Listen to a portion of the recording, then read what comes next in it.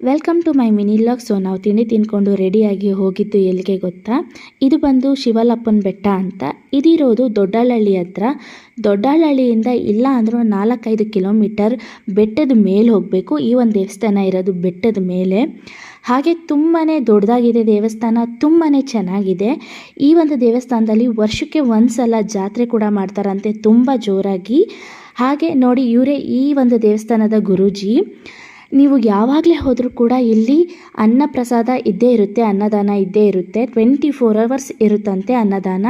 ಖಾಲಿ ಆಗಿದ್ರೂ ಕೂಡ ಅಲ್ಲೇ ಮಾಡಿಕೊಡ್ತಾರಂತೆ. ನೋಡಿ ಅಡುಗೆ ಮನೇನ ಎಷ್ಟು ನೀಟ್ ಆ್ಯಂಡ್ ಹೈಜೆನಿಕ್ ಆಗಿಟ್ಟಿದ್ದಾರೆ ಅಂತ.